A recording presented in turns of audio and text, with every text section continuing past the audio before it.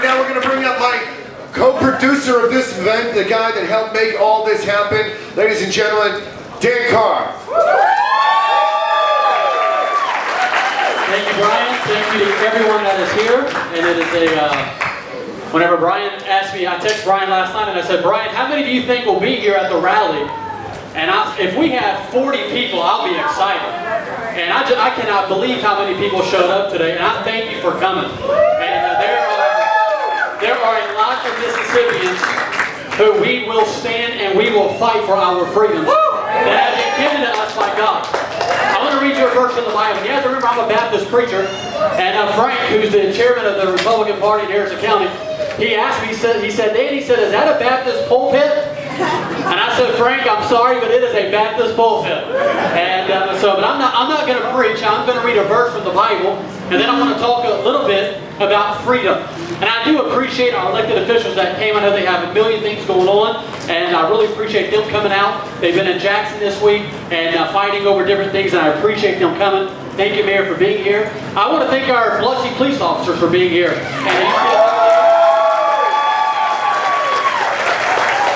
men and women, they put their lives in danger every single day for our freedom.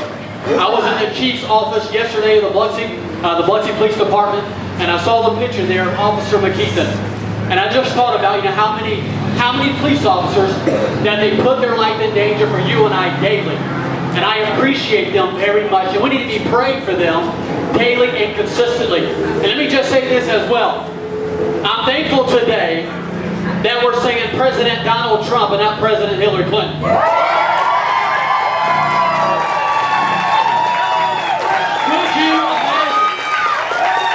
Could you imagine what would be going on in our country today if it was Hillary Clinton as president? Now I realize that this is not a Republican event, this is not a Democrat event, this is a freedom event. And if it was not President Trump, Hillary Clinton would have stripped away every single freedom that she possibly could have stripped away. But I'm thankful that we have a president who stands for freedom and that he's doing all that we can for the great United States of America. I like what Governor Tate Reeves said. He said this multiple times, and I agree wholeheartedly, 100%. Governor Tate Reeves said that this is not China. Amen. And he is absolutely 100% right. This is not China. This is the United States of America, where we can assemble freely as a body and as a unified body and stand against orders that we necessarily don't agree with. And so I agree wholeheartedly that this isn't China. This is the great state of Mississippi that is in the great United States of America. And I'm thankful for that. The Bible says this in Galatians chapter 5, verse number 1. The Bible says, stand fast, therefore, in the liberty wherewith Christ hath made us free. Aren't you thankful for your liberty? I'm thankful that I have liberty today. I'm thankful, number one, that I have liberty as an American. There have been men and women who have fought so that you and I can be free. There have been men and women who have given their life so that we can be free. I think about D-Day, and I think about as those beaches were taken by our military men and women, and many of them gave their life so that we could be free. There have been thousands and thousands of Americans that have died on foreign lands so that you and I can be free. I appreciate our veterans. I'm thankful that they're here. Thank you for standing. My brother is in the Marines. And he is stationed right now. He is stationed over in another country. And I'm thankful for him. And I'm thankful for other men and women like him that is willing at a moment's notice to put their life on the line so that you and I can enjoy the freedoms that we enjoy here in the United States of America. I think about the millions who gave their life, or the thousands that gave their life for the War of Independence. They were willing to stand against a government that was trying to rule and reign. And we don't elect kings in the United States of America. We have presidents, and we can vote in a new president if we would like, but we don't have kings in America. We have those that have been elected by the people. And I'm thankful for men, our founding fathers, such as George Washington, and those men who was willing to lose all, and many of them did lose all for our freedoms. I'm thankful for the men and women who were willing to sacrifice their lives in World War I to keep our freedom. I'm thankful for the men and women who were willing to sacrifice their lives in World War II, and the Vietnam War, the Korean War, and Desert Storm, and the war on terrorism, and the list goes on of men and women who were willing to lose all, and they did lose all for our freedom. And the Bible says in Galatians to stand fast and to hold our liberty. It's important that you and I, as Mississippians, that we hold fast to this liberty that has been given to us by God. It's important that as Americans,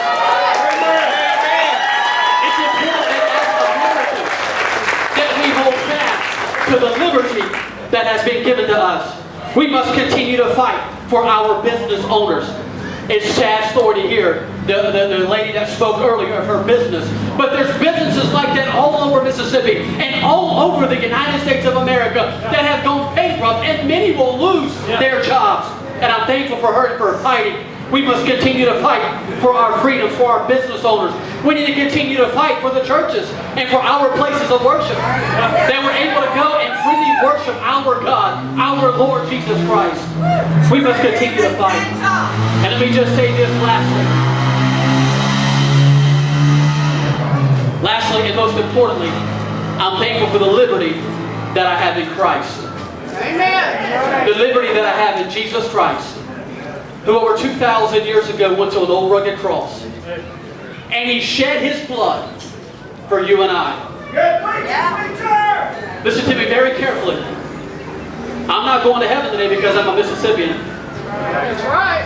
I'm not going to heaven today because I'm a United States of American citizen. That's right. I'm not going to heaven today because I'm a Baptist preacher. Right. I'm going to heaven because a little over 20 years ago I put my faith and trust in Jesus Christ. And I accepted Him into my heart. And the Bible says that for by grace are you saved through faith, and not of yourselves. It is a gift of God. Salvation is a gift that has been given to you and I because over 2,000 years ago, a warrior, Jesus Christ, went to the cross and He sacrificed His life so that you and I can have liberty in Him. And I'm thankful for that. I'm thankful for the cross. And I'm thankful that I get saved and that I have received Jesus Christ. And one day when I get to heaven, I hope to see many of you there. And whenever we're there and I'm walking on the streets of gold and I run into Mr. Frank Gitzer and I say, Frank, and by the way, the reason why I'm involved in the party that I'm involved in Mississippi, you got to blame that on Frank, and you got to blame that on Pete Wilson and Chris McDaniel. You got to blame it on these guys and for my involvement. But I'll say this. I'll just say this. When I bump into Frank Gitzer in heaven, and I say, Frank, man, it's good to see you here. And he looks at me and he says, Dan, it's good to see you here. I didn't think you was going to make it, but I'm glad you're here. And I'm sure Frank would say something like that, and Frank would look at me and say, Dan, what did you do to get here? And I'll say, Frank, I didn't do anything to get here except put my faith and trust in Jesus Christ. That's it. And so today I'll leave you with this, and I'll turn it back over to Brian, and we're going to have a special, and then our Senator Chris McDaniel is going to come and speak. If you've never put your faith and trust in Jesus Christ, do that today. Don't put it off. Don't put off salvation. You and I don't know when we're going to take our last breath here on this earth. And I know you was coming to a freedom rally and you wasn't expecting a message, but that's the great thing about the United States of America is that I have the freedom to be able to get up in the boldness. I couldn't do this in China. I couldn't do this if I was in North Korea. But I can do this because I'm a United States of American citizen, born in the greatest country in the world. I'll be the greatest country in the world. And I'm thankful for Jesus, that He shed His blood, and on the third day He rose again. And one day He's coming back. One day He's coming back. It could be today. It could be today. I'm out! Thank you for coming. I'm going to say another word of prayer, and then I'm going to turn it back over to Brian. We'll have a special. And then Senator McDaniel is going to speak for us. Let's pray. Lord, I do thank You for this day. Amen. Lord, I thank You for these patriots that are here. And Lord, I'm so thankful for the cross. Lord, I'm thankful for Jesus. Lord, who was willing to hang naked before the world for my sin. And Lord, I'm thankful for that. And Lord, I pray, Lord, that You'll just continue, Lord, to speak to hearts. And maybe there's one here that's not certain of their future in heaven. Lord, I pray they'll get that taken care of today. Lord, I pray they'll not put it off. Lord, I thank you for my president. Lord, I thank you for President Trump. Lord, I thank you for our Vice President Mike Pence. Lord, I thank you for their leadership. And Lord, I pray that you'll continue to bless them and use them. Lord, I pray that you'll help them. Lord, and this election coming up in November, Lord, I pray that, Lord, that we will prevail. Lord, I pray that freedom will reign. And Lord, I thank you for men like Senator England and Senator McDaniel and Mike Imbey and Mayor Dobson and Robert Deming, Lord, and Brian Rose and many others who will stand and fight for freedom. Lord, I thank you for Frank Genzer. Lord, I thank you that he'll stand and fight for freedom. Lord, I thank you for Pete Wilson and Phil. And Lord, I think about my father here today, and Lord, I thank you for him. Lord, in his leadership at Faith Baptist Church for 35 years, proclaiming the gospel of Jesus Christ, standing for liberty and preaching truth. And Lord, I thank you for it. And Lord, I thank you that I have men like him in my life to lead me. And Lord, I thank you for my dad. And Lord, I pray again, I thank you for this day.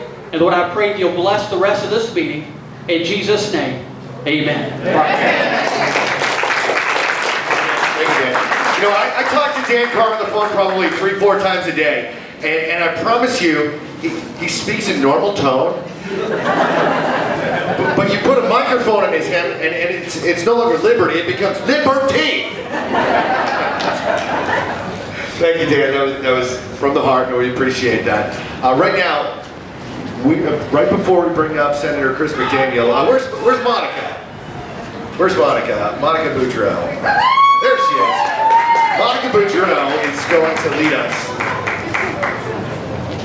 in a rendition of America the Beautiful, and after that we're going to bring up Senator Chris McDaniel. Thank you. Boy, it's been a long time. How many of you remember when we used to congregate? Any of you out there? I first wanted to just say that I am proud today to exert my First Amendment right to assemble.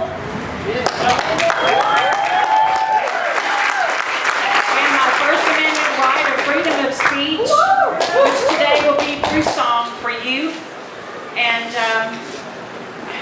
listening to Dan, he's a wonderful preacher. And I just want to say, we need to go to our churches and tell our pastors and our preachers and our priests that they need to get back to church. We need to get back to church. I know it's great, we can do it online, but we need to be in the building with people like you and I. So I just want to say that before I start. And I can look at words, just, I want to share all 4 verses, and I hope I don't bore you with that, but it's a wonderful song. Oh, beautiful for spacious skies, for amber waves of rain, for purple mountain majesty above the fruited plain. America, America, God shed His grace on thee, and crown thy good with brotherhood from sea to shining sea. Oh, beautiful for pilgrim feet, whose stern impassioned stress a thoroughfare for freedom beat across the wilderness. America, America, God bend thine every flaw, confirm thy soul in self-control, thy liberty in law. Oh, beautiful for heroes proved in liberating strife, who more than self their country love and mercy more than life. America, America, may God thy gold refine, till all success be nobleness, and every gain divine. Oh, beautiful for patriot dream that sees beyond the years, thine alabaster cities gleam, undimmed by human tears. America, America, God shed his grace on thee, and crown thy good with brotherhood, from sea to shining sea.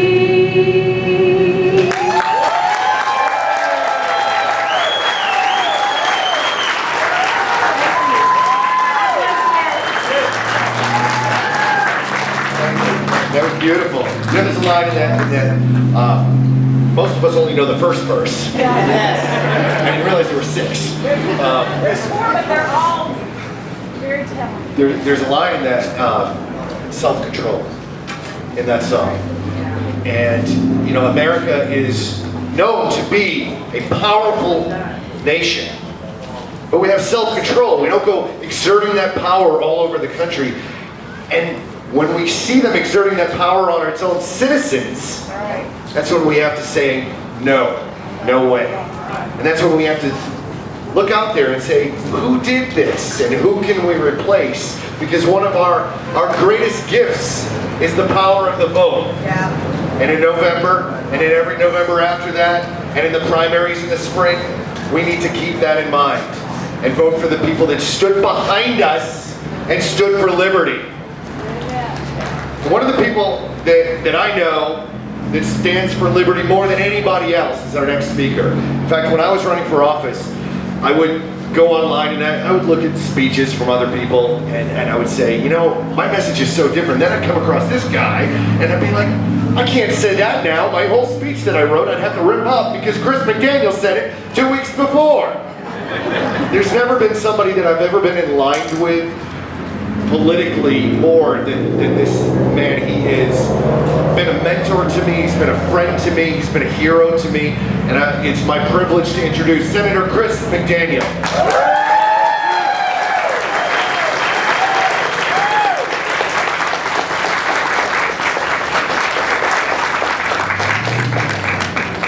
How are you today? Great. Really good to see you. It's been a while. I was driving down today and I knew there were going to be some really good speakers. And I thought, I better pray about this. I said, dear God, please don't let them say everything I want to say. And then Senator Brim got up there and I started checking off things. Well, he said, that's about right. And then Shay got up and started checking off things. And Mike's on. Dan, you know, at some point, I hear you. I find myself just praying, dear God, just don't let me follow the preacher. And I had to follow the preacher. A couple of things real quick before I get started. Senator England, it's wonderful to serve with you. If you haven't met Senator England yet, he's a man of God. I don't know how else to put it. And so often you search for those people in the chamber or other places just as examples on how to live. And that's who he is, and I appreciate that very much. Mayor, he's been a liberty fighter for as long as we have, and it's been wonderful to be a part of you and see you achieve so much. And you're just getting started. All of you are just getting started. It's really amazing. Brian, where's Brian?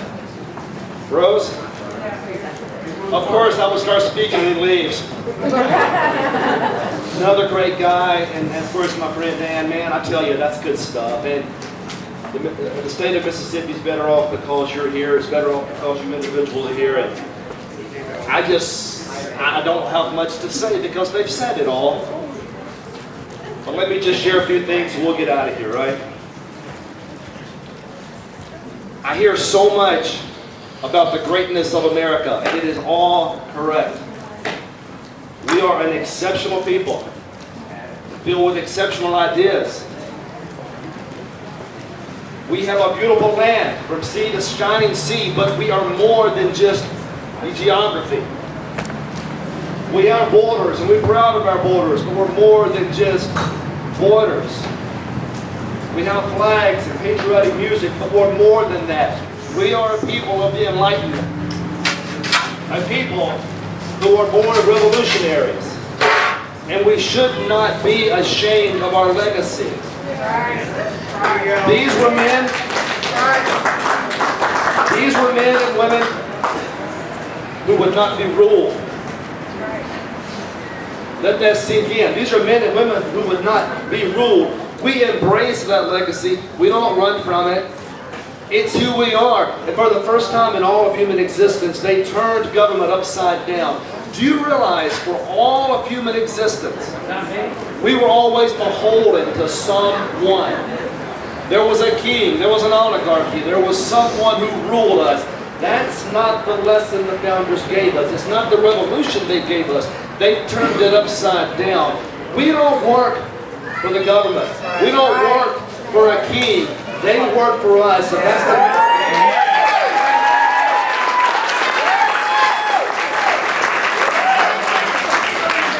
in a few short years, we will reverse the tide of human history. Revolutions, wars, and during that time period, I assure you, people were afraid. They had fear. But they didn't let the fear of dying stop them from living. They didn't let the fear of dying stop them from what God placed them here to do. They knew they were here to enliven and to strengthen liberty. And so they did, despite the fear, despite the insecurity, despite all the cares in the world, they stood their ground. But there are those out there that will tell you otherwise. There are people in the government and other places that seek to control you. They want to reverse the great reversal. They want to be a little dictator. You've seen some of these governors in other states, how they behave. You've seen some of these mayors in Democrat-controlled cities, how they behave. It's nothing short of tyranny. And the worst kind of tyranny, because they're doing it for your own good.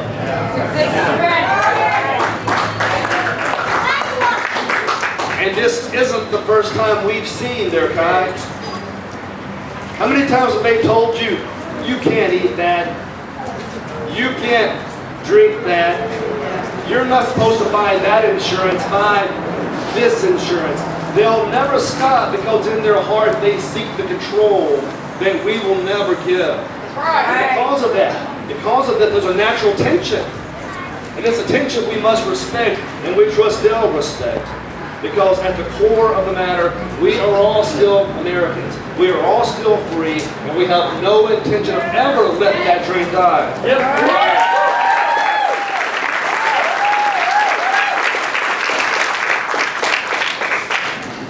You think about this for a second. Every speaker up here alluded to science, and they're correct. Every speaker here alluded to the idea that this virus is dangerous, and they are correct. But every speaker here also recognizes the innate American experiment that you and you alone are ultimately responsible for your safety. That's right. That you and you alone can weigh the risk and make the determination despite what may be, looking at the science, recognizing the facts, and still securing your liberty. The key here is not letting the fear control. We know the virus is dangerous to some. But crossing the Atlantic so many years ago to settle this country was dangerous to some. But liberty called and they arrived. We know the virus is dangerous to some, but the early settlements of this country in Jamestown and otherwise, the mortality rate was terrible. And yet they came, liberty called, and they ran. We know the virus is dangerous, But we fought a war against Great Britain to secure our liberty despite the fear and the insecurity, because liberty called. We secured independence, and that in and of itself is dangerous, because the heavy responsibility of government was placed on our shoulders as individuals as opposed to the shoulders of some king or oligarch, and that too was dangerous. But liberty called. We have faced dangerous times our entire existence. Manifest destiny in the West, but liberty called. A war between the states, but liberty called. Liberation of Europe. How dangerous and scary must that have been? But liberty called. The point is, these too may be scary times, but we don't justify the loss of liberty based on fear. We stand our ground and do the right thing no matter what the powers may say. Amen. Amen.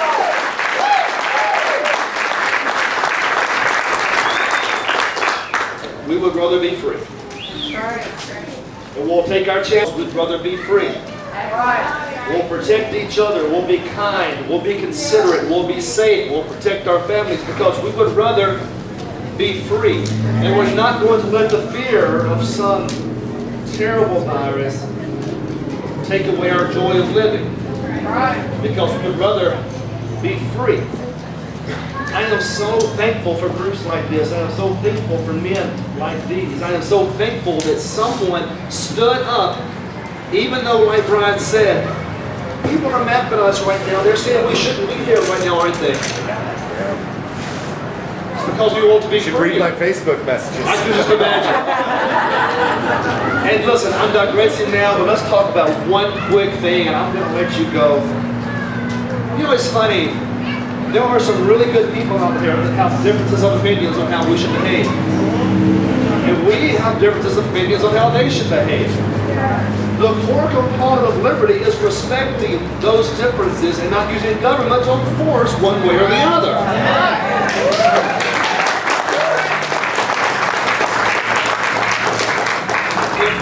If they want to stay at home, stay at home.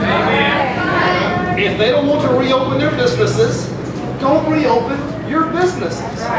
But for the brave few that seek to go forward, recognize the risk, and nevertheless seek to do it, they have no right to tell us we can't proceed either. That's the balance of liberty. That was the original dream, and that's why we're standing here today. For the same reason our forebears did, because it's worth the fight. Thank you to Brian, Dan. Outstanding event. These great speakers. I wish I would have gone first, but you said all the cool stuff. And from all of you, and just know something, wherever there's a fight, like my dad always said, remember, get up, listen for the sound of battle, and rush to it. This world is not for the weak and it's not for the simple. God bless you.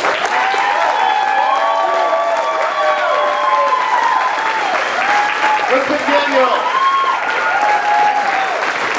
Gotta mention he was twice endorsed by President Donald Trump. City of Biloxi let us be here today, against the rules of the governor. We're happy about that. Amen. Early on, there were some rules that were imposed by a lot of the cities that a lot of us questioned, we didn't agree with. Some of them had curfews, and you ask yourself, why is there a curfew? Is the virus more dangerous at night? Oh, no, it's not about that. It's about the businesses are closed at night, so some people might loot them. So first of all, aren't businesses closed every night? And even if that were the case, that they were worried about looting, why punish everybody for what you think some people might do? One of the folks that spoke out against that, was absolutely against a lot of these crazy restrictions, was a Biloxi City Council member, the president of the Biloxi City Council. His name is Robert Deming, and he's here to say some words today. Robert.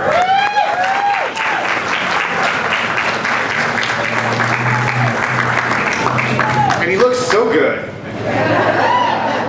Well, I'm being punished for going to the bathroom because I was supposed to speak earlier, and now I have to follow Dan Carr and McDaniel, and there's no way on earth I can. but I'm the buzzkill. I was the guy in my congressional campaign that talks about the fear we face financially, and I'll always be the buzzkill guy because I'm a realist and a pragmatist. But last night, I was out expressing my American freedom by eating dinner at a Mexican restaurant. And it was finally time that we could do that. And I was sitting at dinner with a friend of mine who was telling me a story of what he's been going through. He's a first-time father, and he hasn't been able to experience that. I'm a father, and so I know what it was like to see the first ultrasound of my daughter, hear my daughter's heartbeat for the first time. He didn't get any of that because he couldn't be in the room or at the doctor's office with his wife. Never should have happened. Never. With the wife that he's with 24 hours a day, 7 days a week. So if this was as contagious as it should be, she's already got it. And if the doctor's exposed to him, he's just as exposed as he would be to her because they've been around each other. Anyways, you see the absurdity, and the absurdity is not even lost on that. I went to the dentist, and the dentist put his tools in my mouth and his hands in my mouth, and his assistant came in and put her tools and her hands in my mouth, and then the other assistant came in and put her tools and her hands in my mouth, and I wasn't exposed to coronavirus, but if I get my hair cut,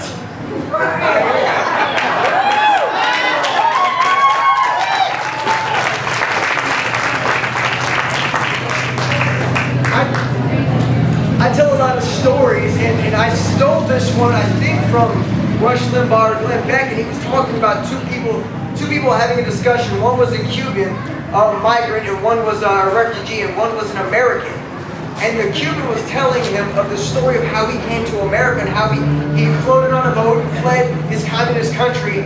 And the American citizen said, "Our freedom is amazing and we are so lucky." And the Cuban said, "No, we are so lucky because we have somewhere to flee to." Right now in America, like, we are the last hope of freedom. And where's Chris at? Chris can tell me who said that.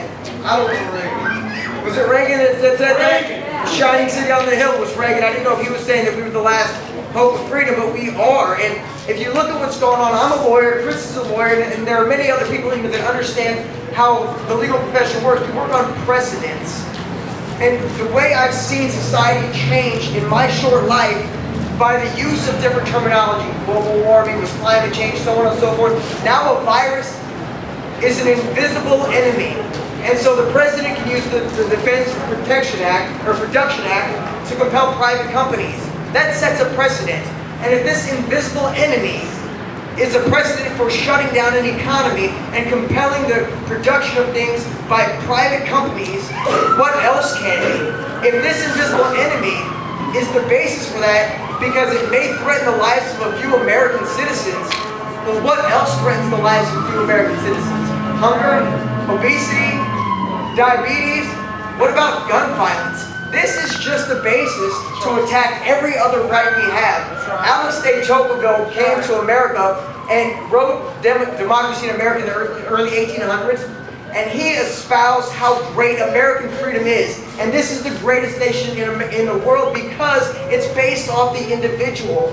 But he was afraid that with our Republican structure, our federalist structure, that we will assimilate with each other so much to the extent that an individual in a crowd of individuals no longer becomes an individual. And we see that. We see that every year our government gets bigger and bigger and compels states to do things with the use of funding. Look at Louisiana. They used to allow people to drink at the age of 18. Why did they change?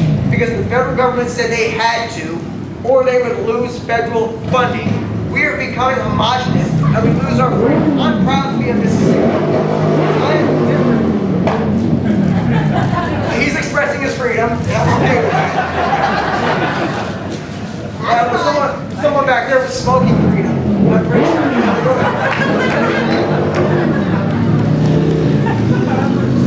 My fear is moving forward what this sets, and not just the precedents, but financially where we at. We see a government printing money without selling treasury bills, bonds, to cover the future cost of printing this money. So all we're doing is devaluing our currency. We're going to see cost inflation and demand inflation, and I don't want to give you an economics lesson, but talk to me afterwards and I will, if you want to hear it. What I fear is not just the inflation and what's going to happen to our national budget, but also the precedent that's being set for universal income. Think about what's going on. Right now, 3 months of mortgage payments that you don't get penalized for, 3 months of power bills. In 3 months, how are people going to pay for this stuff? Keep in mind, the majority of Americans are taking this cash crop, this cash cow, and going to Walmart, buying 75-inch TVs, paying off things that they would never have if this never occurred. This is a big financial windfall for people. But in 3 months, reality will set in. But will it? What will happen when a large percentage of Americans can't afford to pay their mortgage, can't afford to pay their back rent, can't afford to pay for whatever they didn't pay for the past 3 months? With inflation. With inflation, the government's going to have to step in and bail them out. And it's going to cost me, and it's going to cost you, and we're going to see an increased deflation of our dollar, an increased inflation. We're going to see hyperinflation. It's unreal what's going to happen, and we've seen this happen in other countries long before this. This use of a crisis is the greatest use of any crisis that's been used since the Civil War. Now that crisis, I think, we can say that a great thing came from the Civil War, which was the greatest attack on state sovereignty until right now. We don't understand what's going on unless we look to what's happening. This will happen again, and it has gotten worse. It will get worse. I'm trying to think of another joke so I can lighten the mood.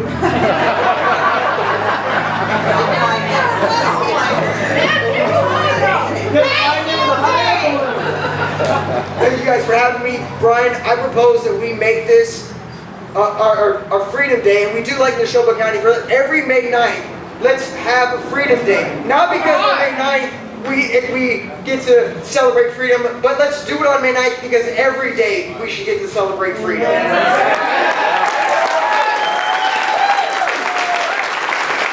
Deming. All right. When he said, Brian, I propose, and then he paused. I do. All right. Thanks so much for hanging in there. I appreciate all of you for being here. Really, you guys are the patriots that everybody on Facebook is wishing they were you. Because, you know, they sat there at home and they said, oh, I'm not going to go out there and I'm a little nervous. And then they're all watching. A lot of you are streaming right now. And there are so many people at home going, I wish I went down there. So those of you at home that are listening to me, you come out for the next one because Robert just declared May 9th as Freedom Day. Where's Carl Boynton? Carl Boynton, where are you at? He was standing right here. All right, we're going to bring up Mike Imbey. Mike Imbey is another freedom-loving elected official that I know of and that I very much respect. He is an alderman from the city of Ocean Springs, and he's going to talk to you right now about what liberty means to him. Thanks, Mike.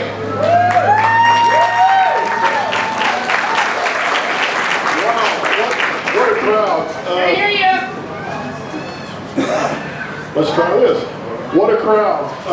Some of the other speakers have mentioned the mothers and the veterans. One thing I'm inspired by today are the kids that I see here because that's where change is going to occur. Thank y'all for bringing the kids out here today. You know, Senator McDaniel mentioned the people that would be opposed to what we're doing today. Well, you know what? That's their right. They have the freedom to do that. But what they forget is we have the freedom to do what we're doing today. And I would cordially invite them to mind our business. So before I begin, I'm not as eloquent a speaker as Senator McDaniel. I'm proud to call him a friend, but I'm sorry to say I'm not as good a speaker as he is. So pardon my papers here before me. As Brian Rose said, my name is Mike Imbey. I'm from the city of Ocean Springs. I appreciate my wife being here today. I'm the father to 2 beautiful daughters, and it's my honor to be the alderman representing the good people of Ward 6 in the city of Discovery. I appreciate being invited to speak to you today. It's an honor to be able to say welcome to my fellow American patriots. And let's examine this statement for a moment. It's amazing to think that for some people, that would be deemed offensive. And we've all heard it. How dare you call me an American? I don't want to identify myself that way. Honestly, it's disheartening, and in my opinion, it's pathetic. In recent years, we have seen the death of civility, honest debate, self-reliance, and you would say it, just plain common sense in many segments of our nation. My grandfather, God bless him, passed away a few years ago at the age of 92. He was a first-generation American who came here from England, proud to be an American. He was a World War II veteran, a Korean War veteran, and a part of what is now commonly referred to as the greatest generation. He often said in conversations with me as I was growing up, you know, it's not necessary to agree with someone to be friends with them. We can simply agree to disagree and move on. He also often said, and if I heard this once, I heard it 100 times, I may not agree with what you say or how you say it, but I will defend to the death your right to say it. He instilled in me that this was a bedrock principle upon which our nation is founded, and it must, at all costs, be preserved. How disappointed and saddened he would be at this current state of affairs in our great nation. And I have to say that I truly miss his counsel. My friends, the Constitution is not a suggestion or a mere recommendation. It is the very foundation upon which our entire system of government and law is based. Principles this great country has operated on since its inception have been deemed outdated by some in our country. How very wrong they are. The Constitution is not a living document as some would have you believe. A document that must change with the times. These thoughts are totally wrong. The only way that document should be changed is through the constitutionally established amendment process. These rights and freedoms granted to us not by government, but by God. That's right. Have been a focus of our rule of law for over 240 years. The freedom of religion, the freedom of speech, the right to peaceably assemble, the freedom to petition our government at every level for a redress of our grievances. And you know the others. Trial by our peers, the right to keep and bear arms, which is every protection from unreasonable searches and seizures. And there is also freedom of the press. Even those rabid purveyors of misinformation in the media who preach against many of the God-given rights and freedoms spelled out in our great document are guaranteed the right to do what they do. But we have a right to ignore them.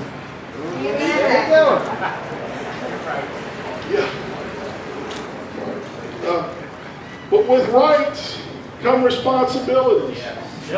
My friends, we are on the precipice of what Aldous Huxley called a brave new world. With the complicity of the aforementioned mainstream media, concepts like self-reliance, patriotism, and morality are mocked. When these rights are abridged or outright ignored, you cross the line that moves a country from being governed by its elected representatives of the people to being ruled by an elitist class. We have now reached the point in time when we have to say no more. Or the dream our founding fathers fought so hard to bring to fruition will fade away in the annals of the history books. Your being here today shows that you understand these freedoms and rights that we the people possess, and we must understand that no one should be allowed to take this from us. No one, any level of government or authority, has this power, as this is our republic, the people's republic. We, the people, have fought numerous conflicts during our history to preserve these rights and freedoms. We, the people, well, in fact, we must absolutely fight to protect these rights, not only for ourselves, but for our families, our city, our states, and ultimately our entire country. The consequences of not doing so are too frightening to contemplate. As I close, I would like to thank you for your attention today and your commitment to this great country. I'm reminded of Ronald Reagan when he correctly said, "Freedom is never more than one generation away from extinction." We didn't pass it on to our children in the bloodstream. It must be fought for, protected, and handed on to them for them to do the same. If we lose freedom here, there's no place to escape to. This is the last stand on earth. That's right. God bless you and God bless you.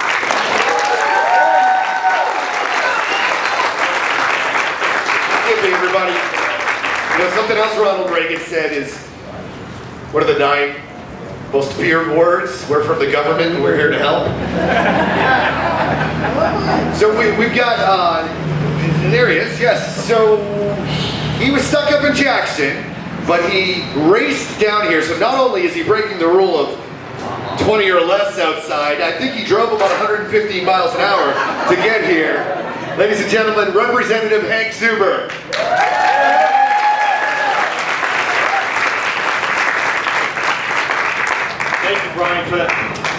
Thank you, Brian, for that introduction. Can everybody hear me? Let's start off by thanking God for being here in the United States of America on this very day and at this very second.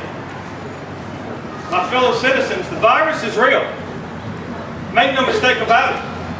I implore you to use common sense, follow the guidelines, take personal responsibility. It is dangerous.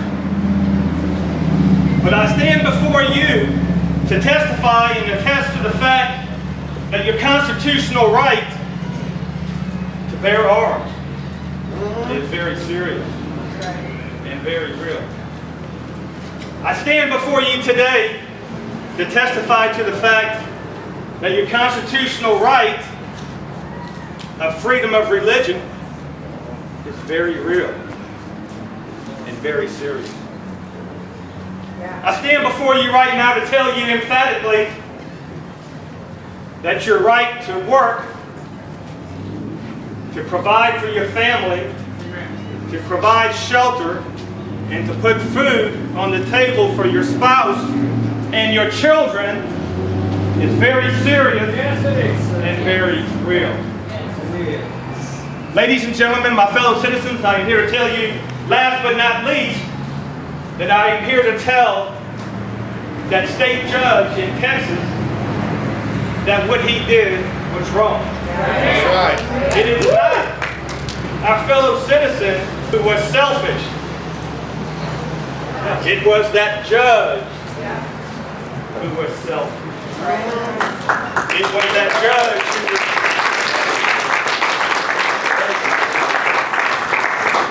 who was sitting in that chair. And it's very sad, not able to understand the perspective of where that working woman was coming from. That's what is sad. For God is hope. So, I know everybody's about ready to go. Brian, I don't know if I'm the first speaker or the last speaker, but I leave you in closing. God bless each and every one of you, and may God continue to bless the United States of America. Thanks, Zuber, everybody. The rush down here from Jackson. Thank you very much for that. We've got a couple more speakers. Right now I want to bring somebody up that every time we go to some sort of freedom rally, she is there. Every time she shows up with her camera and she's got a following online. But Reggie, I want to bring you up right now. She's got a Facebook page called FroLiberty. I don't know where she gets that name from. Why don't you tell us what liberty means to you? FroLiberty was Can I hear you guys? FroLiberty was created as a pushback to tell Americans that liberty is for everybody. Not just people who are in DC not just people who have a lot of money. I mean, everybody. As I stand here, there's a couple of things that has happened during this lockdown that is scary. The mayor up in Jackson that took away open carry. Mississippi is a constitutional carry state. Absurd. Right? The people in Richland, Mississippi, that were in their cars, windows rolled up, in a parking lot, that were ticketed for worship. So it's okay for the police to come onto private property, have somebody roll down their window, hand them their German license, write a ticket, and give it back to them. And then give people who are probably out of work tickets for $500. I want each and every one of you to think, how does that keep us safe? How does that make us free? Doesn't. Not in my mind. Common sense. Absolutely. And it kind of looks like the government said, you know what? We'll put out some rules and see if they'll tolerate it. That's right, because they're not laws, they're Absolutely. just suggestions. So how long will we as Americans say, okay, Patriot, we can do that. No open carry, because we're scared, that's going to keep us safe. Okay. We don't need to go to church. We don't need to protest. The first rally after this lockdown occurred in Boston, people were arrested because the cops said protesting was not essential. I'm sorry, I thought we had a document that said it was essential. That's right.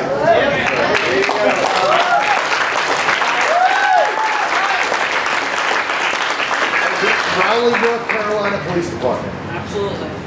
I don't know how this is going to end.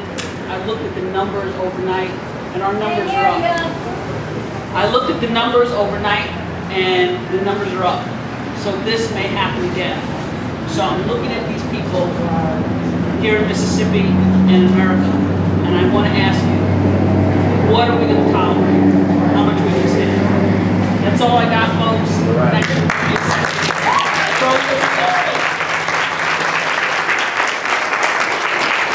I don't know about you, actually, let me say this. Howie Mandel, you know, the comedian? Oh, yeah. What does Howie Mandel, Donald Trump, and me have in common? We're all germaphobes. I can't stand germs. I'm the guy that's always washing my hands all the time. And during flu season, when I see somebody coughing, I will hold my breath the entire time I grocery shop. I didn't need CNN to tell me to do that. Stay away from people when there's a sickness going around. It's amazing how we listen to these people on TV. Chris Cuomo from CNN. So you like it? So Chris Cuomo actually contracted coronavirus, which we don't wish that on anybody. And he does a show from his house in front of the stairs to make sure that you all know he's in the basement. They make sure that you know that. And then after his show, about 2 weeks ago, he goes to the grocery store with no mask on and no gloves on. And he gets called out. Someone said, why are you here? You have coronavirus. And Chris Cuomo calls him a jackass and tells him to let the experts talk about the adult things. Oh my God. It's a true story. It's a video that you used to see on YouTube until they took it down because they're protecting their own. You know what else they take down from YouTube? Everything. Anything that goes against the CDC and who? If you have a video of the Surgeon General or somebody from the CDC telling you that wearing face masks will actually cause you to get more sick than they said back in February, if you upload that today, you will lose your YouTube account. If you call out hypocrisy, they will take your YouTube account away from you. Now, I'm no doctor. I don't know if wearing a face mask is the right thing to do or the wrong thing to do, but I can tell you this, it's pretty damn confusing when you tell me both. All right, so who do we have? You know what? You know who's pretty confused right now? Our students. You know, my daughter said to me when this first started, she said, "What did y'all do the last time this happened?" And I Listen, None of us were alive. the last time this happened, that was about 200 something years ago. And she just gave me that look, like, really? I feel really bad for our students. You know, at first it was a great vacation for them. I don't have to go to school for a week. You know, when the governor said we won't go to school this week, she was over the moon. But you saw them start missing their friends. And I look at the seniors right now. Why is that screaming? Oh.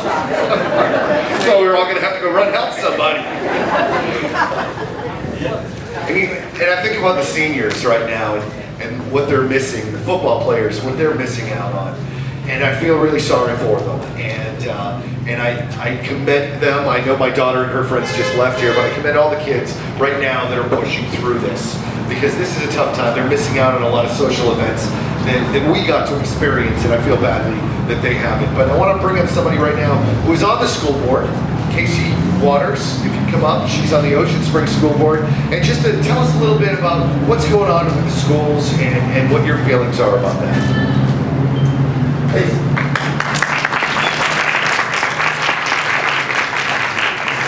As Brian mentioned, I am an elected school board member in Ocean Springs, but I'm here as an individual, as a citizen of the state, and as a mom, as a friend, as a Christian, and I'm a lot of things. And like Mayor Dawson said earlier, I'm also an opportunist.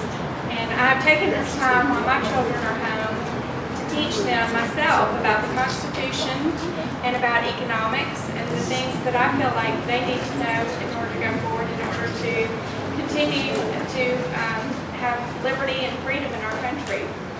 And so I feel that education is the responsibility of parents first. That's right. And our teachers.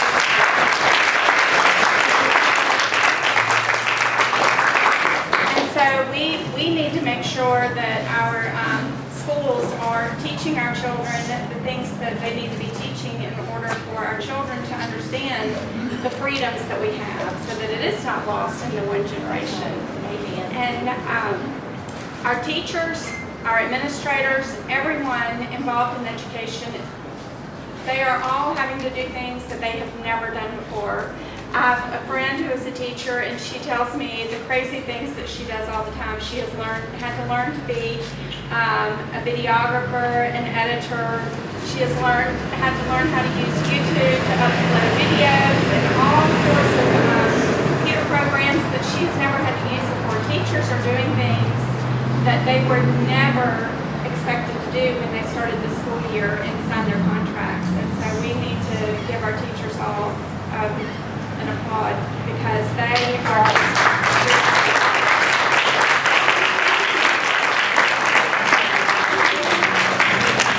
recently Governor Cuomo of New York mentioned that the blue states, like where he lives, is a giver state, and there are a lot of red states that are taker states. But I want to say this: we are all net takers, and our federal regulations are what ends up causing us to use so much of our money. We're spending more than we're taking in. And those blue states are sending representatives to Washington to make the laws that are requiring us to spend the way that we do.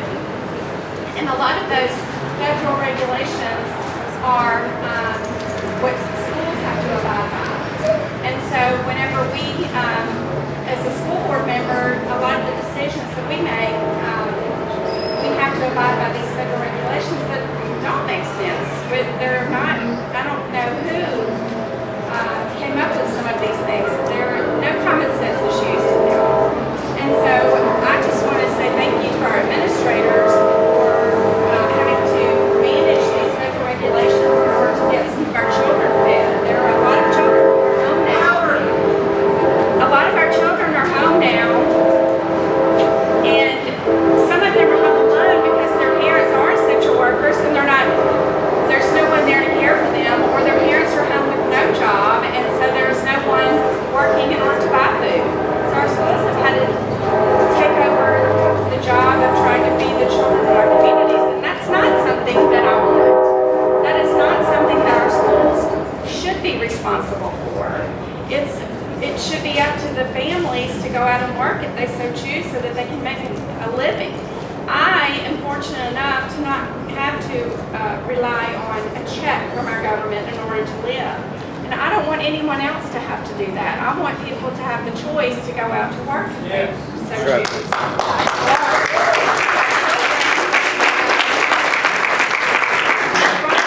Our children in our schools are missing out on a lot of things. They're missing out on their athletic teams, athletic competitions, plays, the band competitions, band concerts, just being in school with their friends. They're missing out on that, and I would really like our children to be able to get back to some sort of normalcy.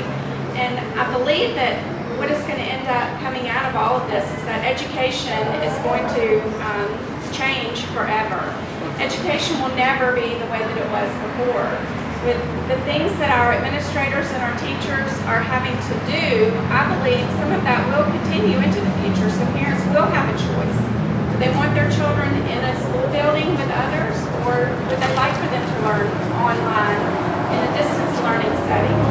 And I want our parents to be able to make that choice, if they want their children in a crowded stadium, or if they want them home. I want our parents to be able to decide what is best for their families. And so that is my position. I'm not going to take a lot of time. I was actually just asked to speak as I walked in here today. So I was trying to make some notes to come up with some great things to say. But I just, that's the bottom line. As an individual, as a citizen, as a parent, I just want our schools, our children to be able to get back to a normal childhood. That's it. So thank you. Thank you, Kacee. And I think we definitely have to recognize the teachers. They also are coming up with great ways. My wife, Nicole, who happens to be a teacher, Pascagoula Gaucher. So big round of applause for all the teachers out there. They're jumping through hoops, dealing with kids that are going stir crazy. We're going to bring up our last speaker today, and before I do, I want everybody that stuck it out here today. I know we started with a huge crowd, we still have a good crowd left. Give yourselves a big round of applause for being out here, standing up for liberty. Thank you. I want to bring up Paul Perkins next. Paul is a pastor at Grace Baptist Church in Ocean Springs, and Paul's going to talk to us about churches being open. I mean, do you realize that the people that came here, they're back in the 1600s, came here, hey, how you doing? Came here for religious freedom, because they weren't getting that in their own country. They came here looking for religious freedom. Our country was founded on religious freedom. And one thing that I want everybody to, when we leave here today, as the churches and the synagogues across America start reopening, we need to realize they never should have closed in the first place.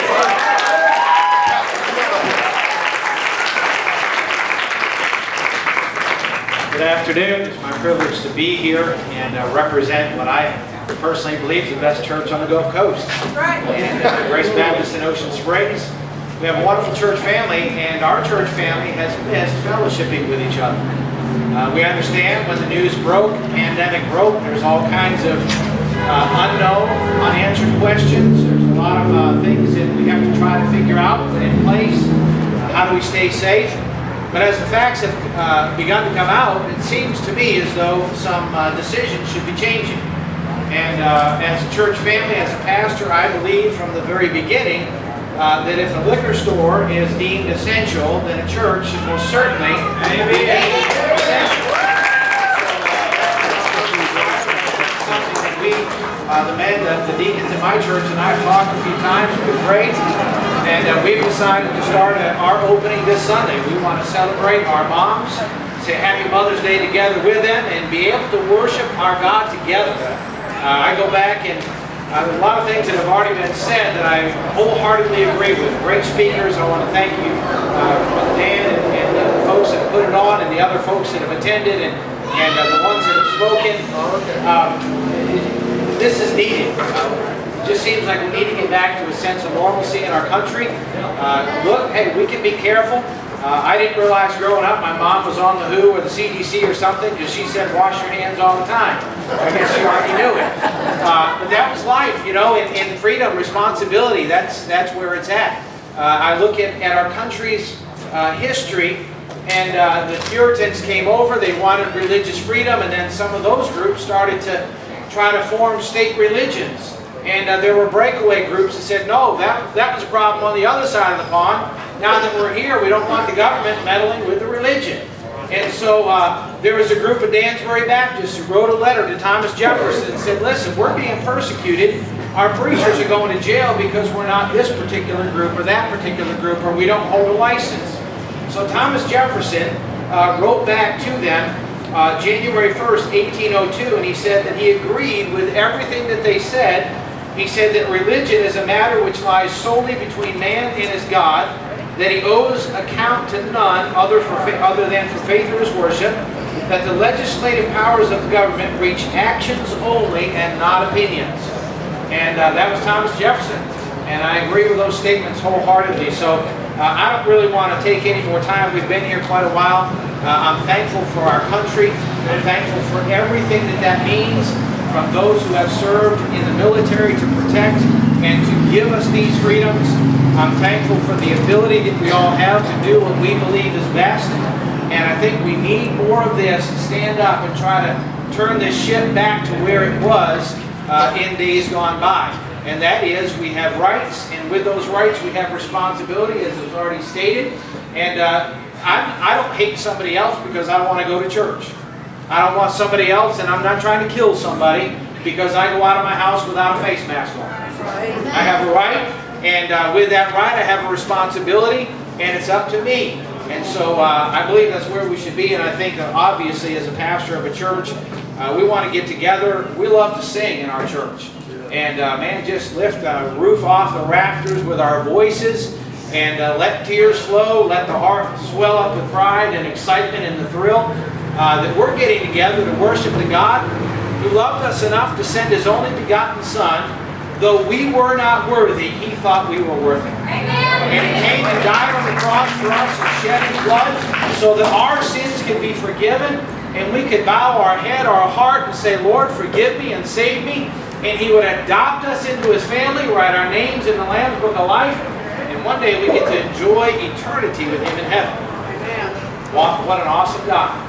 And He is the one who's given us these rights. We have to fight for them, stand for them. We understand all of that. But we as a church want to get back and say, hey, let's get together and worship our Savior.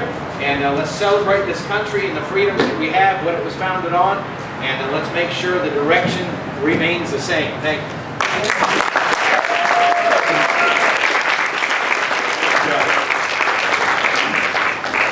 I'm so proud of all of you for sticking it out here, for being here in the first place. And you know, all these people that are honking at us, that's support, I believe. Most of it, anyway. I want to bring Dan Carr back up here. Dan, come on up here and join me. As you are driving home today, hopefully you're stopping at a restaurant because we can do that now. Hopefully you'll get a haircut on Monday, too. Look at this guy. I ain't said a beard, though. The one message. What's that? This guy doesn't need a haircut. He needs a razor. I'm going to let Dan give his closing thoughts, but my closing thoughts to you is, other than thank you for being here, keep questioning authority. It is our right to do that. And keep standing up for our God-given rights. One person asked me one time, they said, hey, isn't that a right that's protected that the Constitution gives us? The Constitution doesn't give us rights. A lot of people don't realize that. These are our God-given rights that the Constitution protects. And it's up to us to continue protecting the Constitution.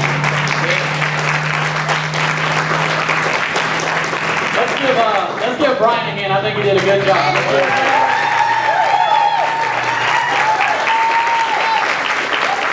Thank all of you for coming, and I really enjoyed hearing all the different speakers. But you guys made it possible and you made it a success because you came, and I appreciate that very much.